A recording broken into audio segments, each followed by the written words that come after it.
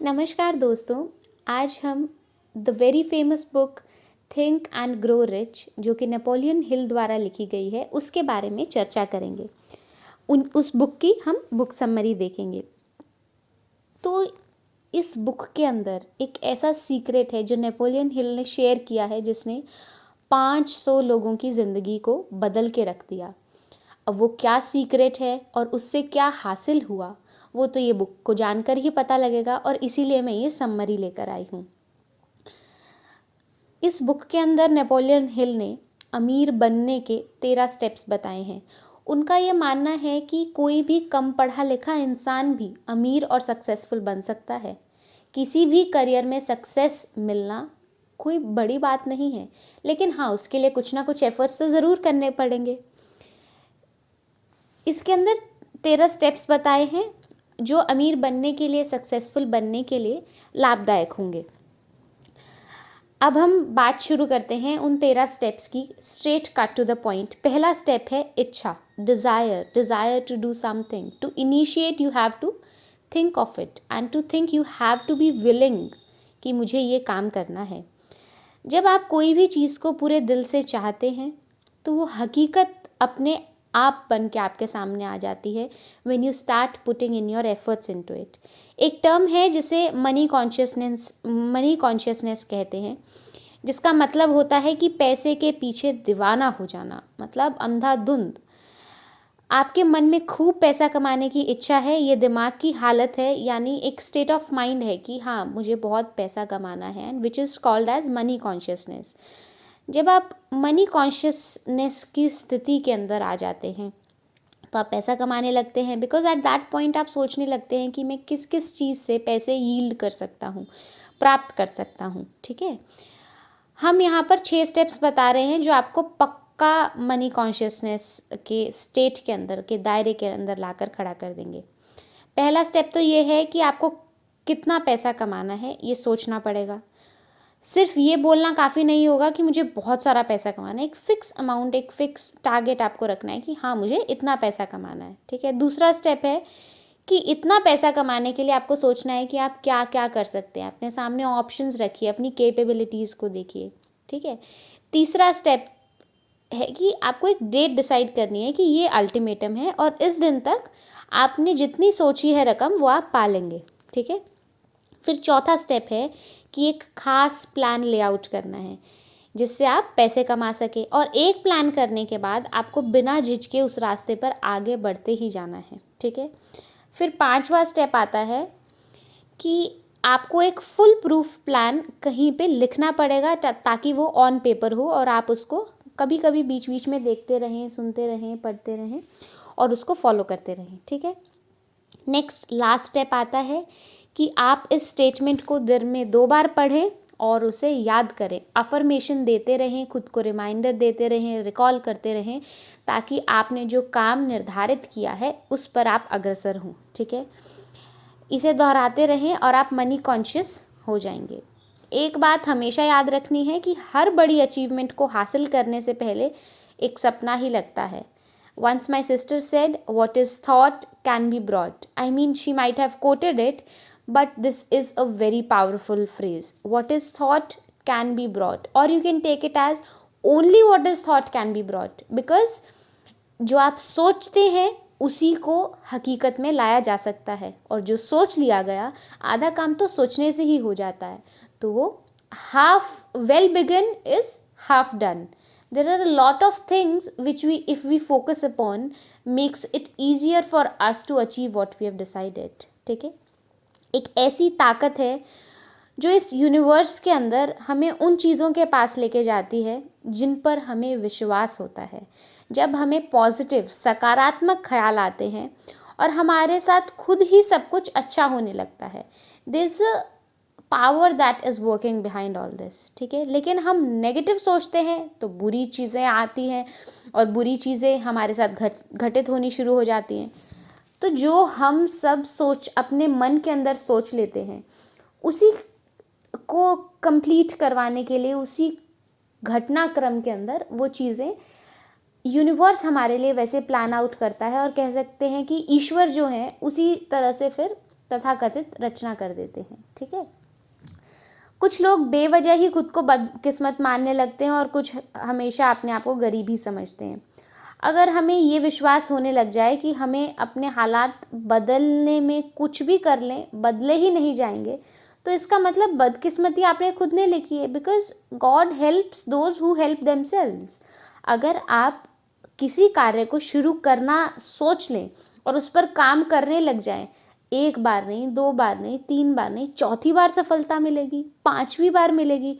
अगर उस पर्टिकुलर चीज़ में सफलता नहीं मिल रही है, शायद कोई नया रास्ता निकल जाए, but anything that you have put your efforts in, वो कभी भी वेस्ट नहीं जाएगी। कुछ पढ़ा हुआ, कुछ कार्य किया हुआ, कुछ परिश्रम किया हुआ, सार्थक परिश्रम किया हुआ कभी भी वेस्ट नहीं जाता। ठीक है, जैसा आप दिमाग में सोच लेंगे वैसा ही आप करके रहेंगे ठानने के पश्चात। तो इसीलिए आपको दिमाग में सोचना है कि आपको इतने पैसे इस तारीख तक इस चीज़ के ज़रिए कमाने हैं, रोज़ उस चीज़ को रिपीट करना है, and one day when the day comes it will come true. And even if you come along those lines, आपको धीरे धीरे पैसे आने भी शुरू हुए, शायद उस पेस पर नहीं, तो भी इट्स अ गुड थिंग, है ना। Now next step comes is कि आपको आस्था रखनी है, विश्वास रखना है, about which we talked earlier, कि हमें विश्वास होना चाहिए। अपने मन में ठान लिया तो हमें उसको करके रहना है। ठीक है, तीसरा स्टेप, ऑटो सजेशन। हमारा जो सबकॉन्शियस दिमाग है ना, वो एक उपजाऊ ज़मीन की तरह है कि उसमें जो बीज बो दिया वो स्प्राउट करके आ जाएगा। ठीक है, इसलिए हमें ऑटो सजेशन या सेल्फ सजेशन अपनाना होगा ताकि हमारे दिमाग में बेकार का कचरा बिल्कुल ना उगे। हम इतने कैपेबल हैं कि हम अपने सबकॉन्शियस दिमाग में आने वाले ख्यालों को चुन सकते हैं। हमारे सबकॉन्शियस माइंड की जो सोच है उसे हकीकत कैसे बनाना है। अगर हमने आम के गुठली डाली है तो आम का ही पौधा निकल के आएगा, बबूल नहीं आएगा, है ना। अगर खजूर डाला है तो खजूर ही आएगा। वैसे ही सबकॉन्शियस में जिस प्रकार के बीज हम डालेंगे वही जर्मिनेट होके उसी के ही पौधे बनेंगे। नकारात्मक डालेंगे तो उसके साथ करोड़ों नकारात्मक विचार 1 सेकंड के अंदर आपके मन में आएंगे। अगर सकारात्मक डालेंगे तो उतने ही सकारात्मक आएंगे।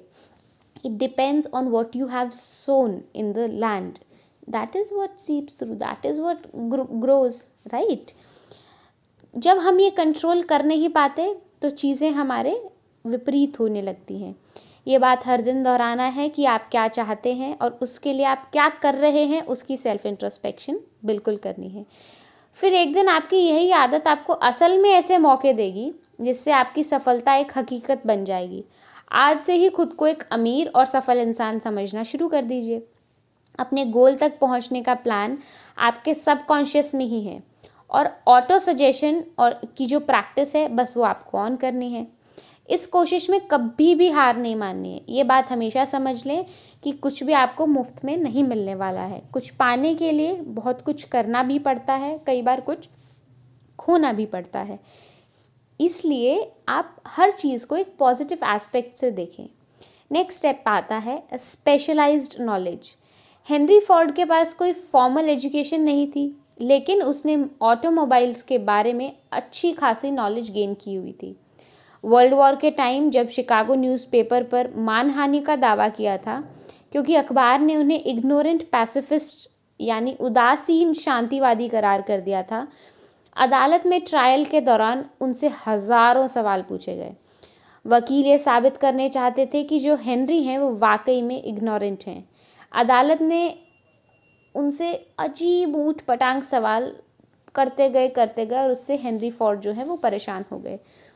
उन्होंने जवाब दिया कि जो भी सवाल आप मुझसे पूछना चाहते हैं उनका जवाब देने के लिए मैं यहाँ अपने एडमिन को बुला सकता हूँ। अब आप क्या मुझे बताएंगे कि जब मैं आदमियों को काम पे रख सकता हूँ तो मुझे हर बात की जानकारी दे, तो मुझे दिमाग में इतनी नॉलेज भरने की क्या ज़रूरत है, बताइए। फोर्ड के इस जवाब को अदालत में सब सुनकर सन्न रह गए। फोर्ड के पास कोई खास जनरल नॉलेज थी नहीं, मगर अपने काम की उन्हें खास नॉलेज थी। उसे ये मालूम था कि उसका गोल क्या है और उसको हासिल कैसे करना है, इसीलिए वे सक्सेसफुल थे। जो चीज़ें हम जनरल नॉलेज पढ़कर या स्कूल में अक्सर सीखते हैं, हमारे उतने काम नहीं आती, जबकि हम असल ज़िंदगी में लाइफ प्रैक्टिसेस के थ्रू जो सीखते हैं वो प्रैक्टिकलिटी के अंदर काम आती है। देखा जाए तो ये सिर्फ किताबी पढ़ाई है, प्रैक्टिकल नहीं है। अगर आपका किसी चीज़ में खास इंटरेस्ट है तो आप उसमें कोई शॉर्ट कोर्स कर सकते हैं या उसकी ट्रेनिंग ले सकते हैं, because at the end of the day society एकदम से चेंज नहीं होती, तो हमें डिग्रीज तो चाहिए ही, बट उससे आप अपने पैशन को साइडलाइन मत करें।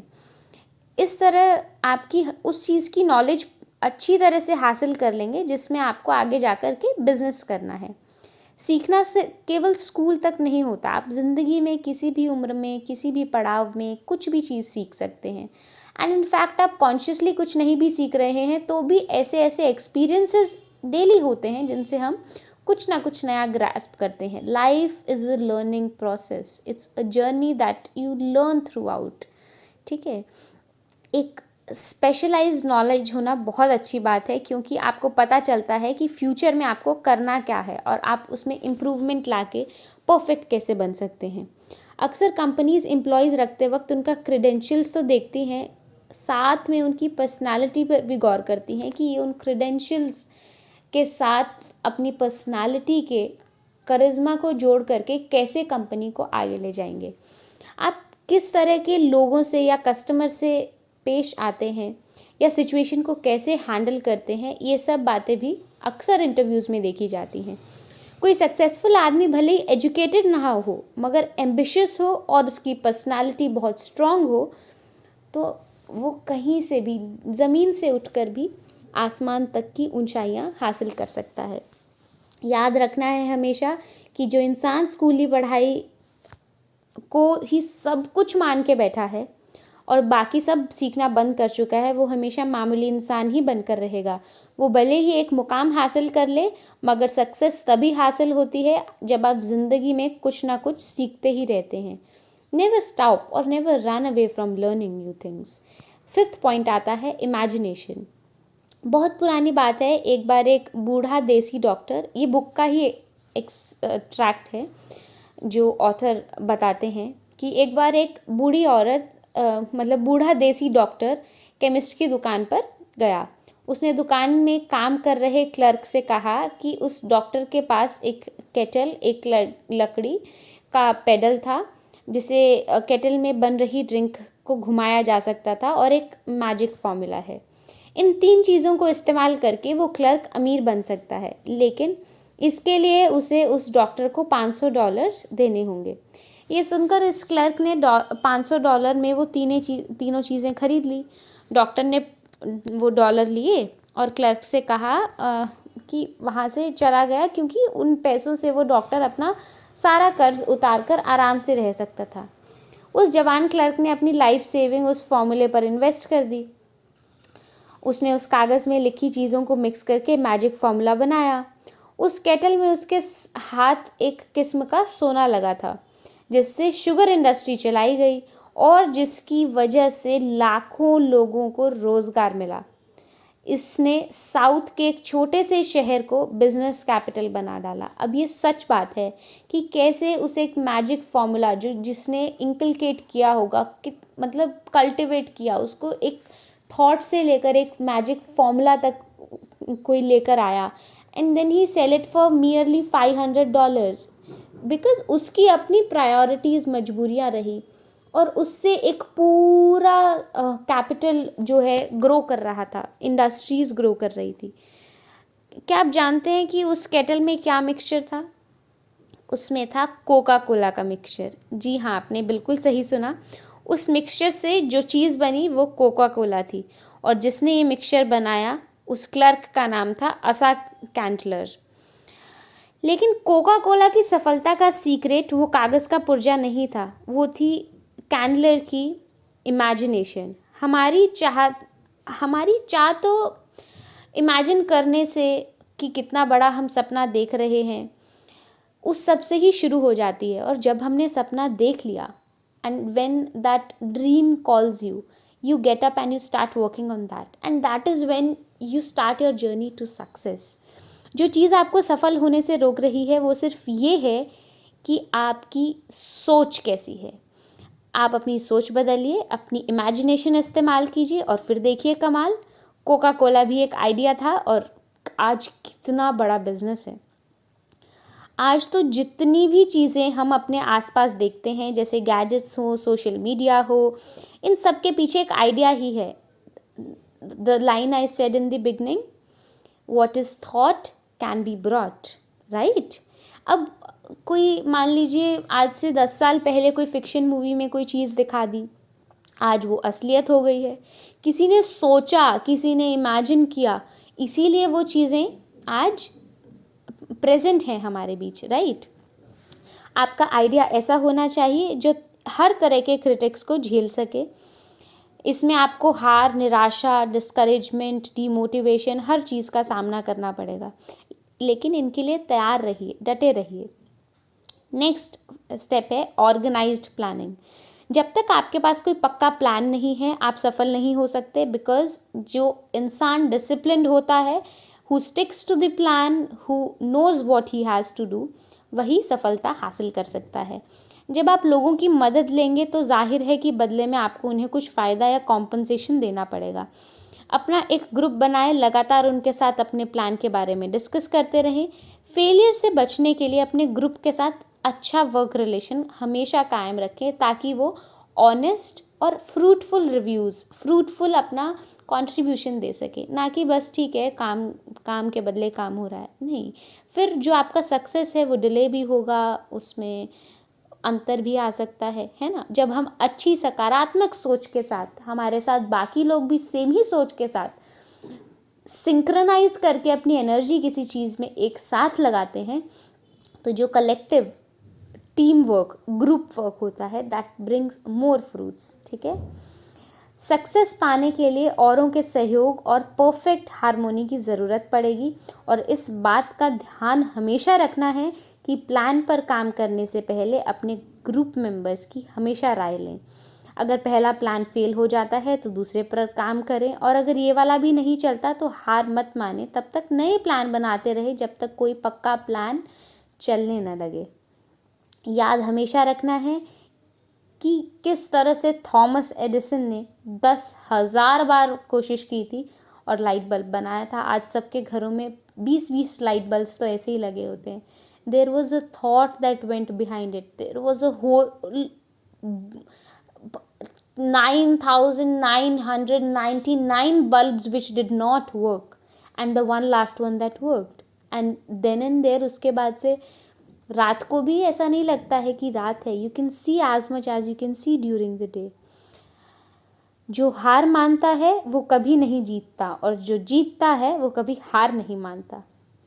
जो हार मान लेते हैं ना, उनमें जुनून की बहुत कमी होती है, और जिनमें जुनून भरपूर होता है उनको हार पता ही नहीं क्या होती है। फेल होने का मतलब ये नहीं होता कि कुछ गलत है।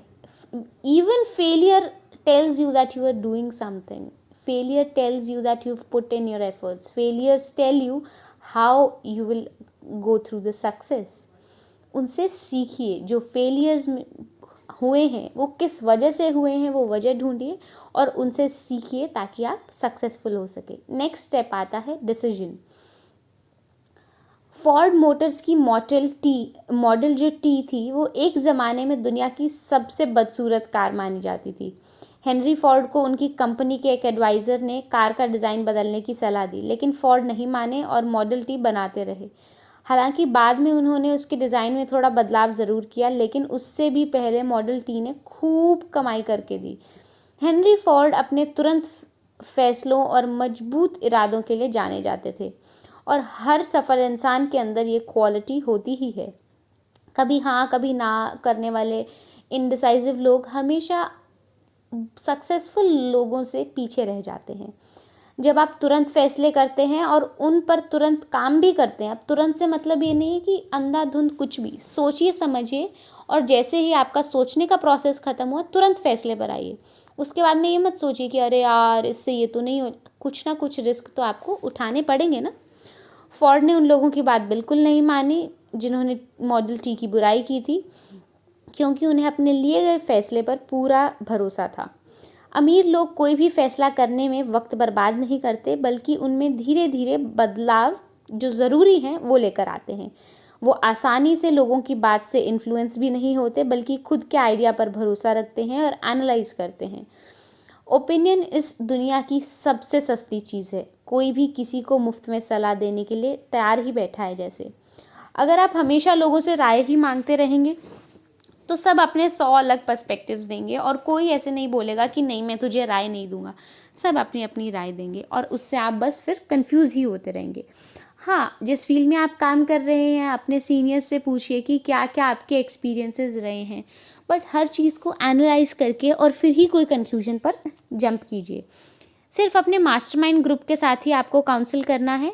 आपका ही जो ग्रुप है उसी के साथ सिंपैथी रखनी है, हार्मनी रखनी है, क्योंकि आपका पर्पस एक ही है। आप सब एक ही चीज़ पर काम कर रहे हैं। अपने ग्रुप मेंबर्स को भी सोच समझ कर ही चुनना है। हम आगे के चैप्टर में मास्टरमाइंड की पावर में देखेंगे कि जो नेपोलियन हैं वो क्या बताते हैं।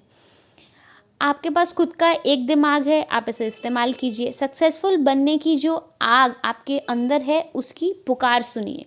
अच्छे फैसले लेने का मतलब है कि आपको क्या चाहिए ये आप जानते हैं और कैसे चाहिए उसके आप रास्ते निकालने की खोज में हैं। दुनिया का दस्तूर है कि यहाँ उसी इंसान की कद्र होती है जिसकी बातों में दम होता है और जिसका काम बोलता है। Because you can not speak for your self all the times, and when you speak less and work more, the world watches you, the world looks for you, the world finds you, and you have your own fame then. इसी के साथ जो 8वां step है वो है persistence.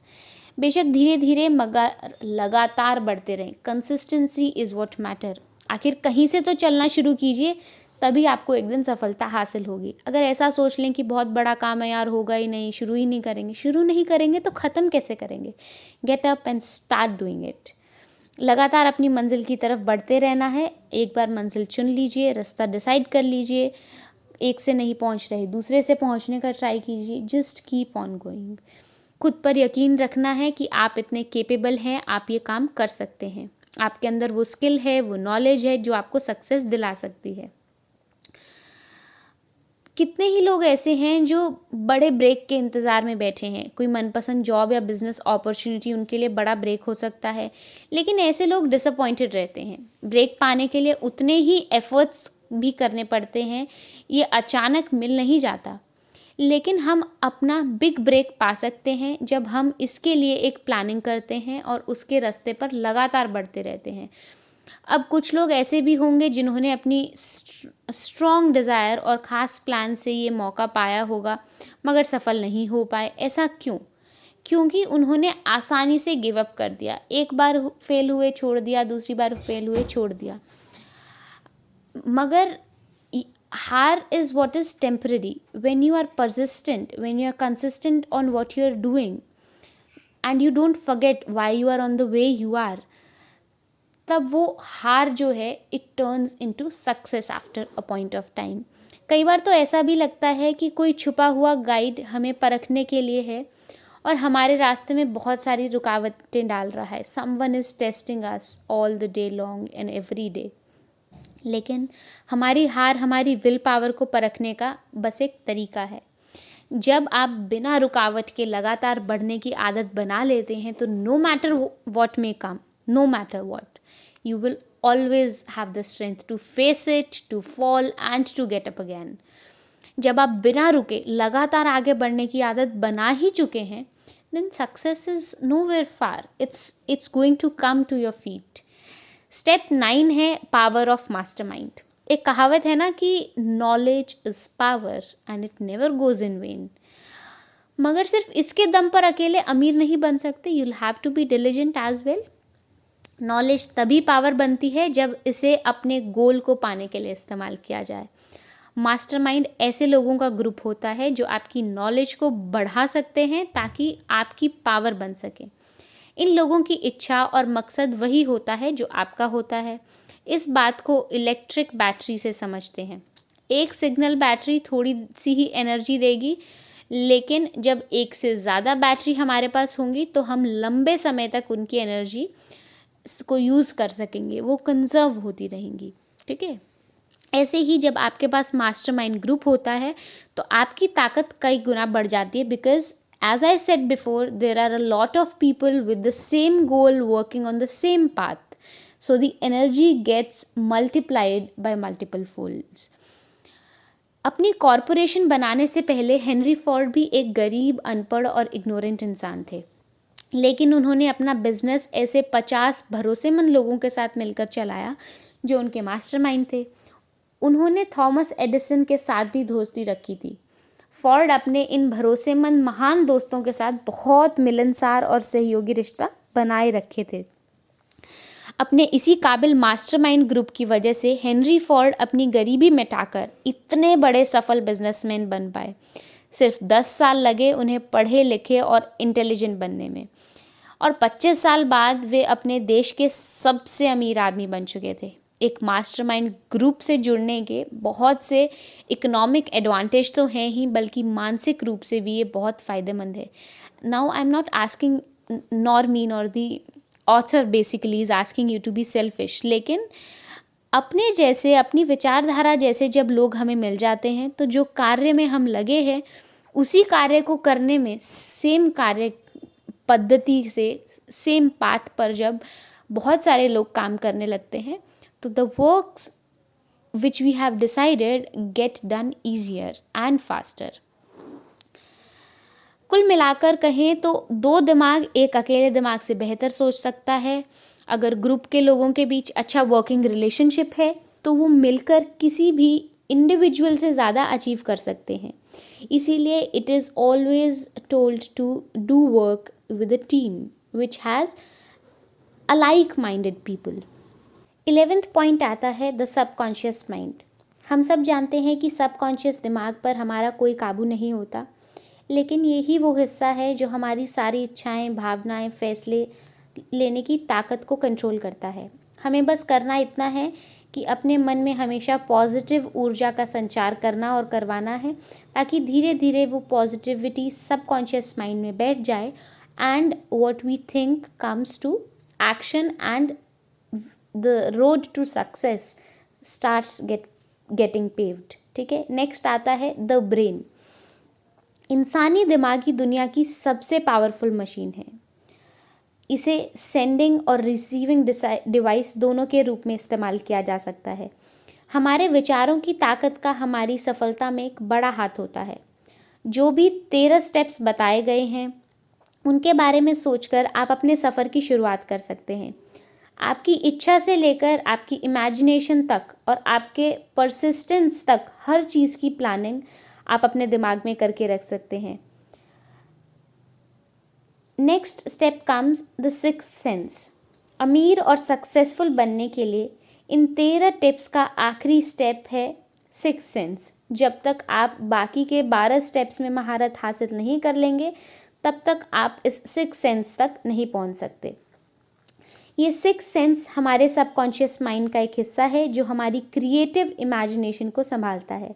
ये ही हमें दुनिया की इनफाइनाइट इंटेलिजेंस से जोड़ता है।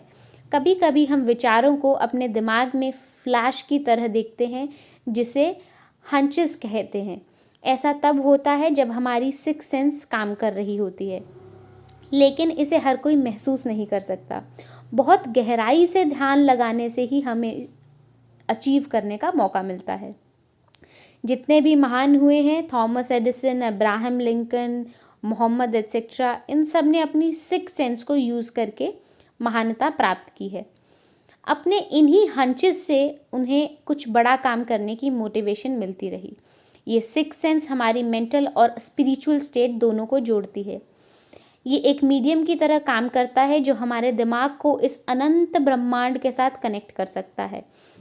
हमारी सिक्स्थ सेंस ना केवल हमें क्रिएटिव आइडियाज़ देती है, बल्कि कई बार आने वाले खतरों की ओर भी इशारा करती है, जिससे हम खुद को बचा सकते हैं। रात के बाद दिन निकलता है, सर्दी के बाद गर्मी आती है। इसी वजह से ब्रह्मांड की हर एक चीज़ एक दूसरे से किसी ना किसी रूप से जुड़ी हुई है। हम भी अपनी सिक्स्थ सेंस की प्रैक्टिस करके खुद को इनफाइनाइट इंटेलिजेंस के साथ जोड़ सकते हैं। जैसा कि सभी जीनियस करते हैं, हम भी अपने सपनों को मटेरियल फॉर्म यानी हकीकत बना सकते हैं, क्योंकि हम इंसानों के पास ही सपने होते हैं, इच्छाएं होती हैं और उनको रियलिटी में लाने का सामर्थ्य होता है। आखिर में एक सक्सेसफुल आदमी ही इस लॉज ऑफ नेचर और खुशियों के तरीके को समझ सकता है। At the end I would like to add something to the summary. सब स्टेप्स को फॉलो करने के बाद सिर्फ एक चीज़ आप अपने जीवन में उतार लीजिए, वो है विश्वास। That whatever you are doing will fetch you results. Whatever you are doing should be done for not just your good but for the good of society. When you do something with a cause as noble as this, anything you decide for will come true, because not just you but the Almighty, but the Ishwar will help you himself, ताकि जो भी कार्य में आप लगे हैं उसमें आपको सक्सेस शीघ्र अतिशीघ्र मिले। फिर मिलेंगे एक नई वीडियो के साथ। आशा करती हूँ इस बुक समरी और इस बुक से ऑथर जो कहना चाहते हैं वो मैं आप तक दे पाई हूँ, कन्वे कर पाई हूँ। फिर मिलेंगे एक नई बुक समरी के साथ। तब तक के लिए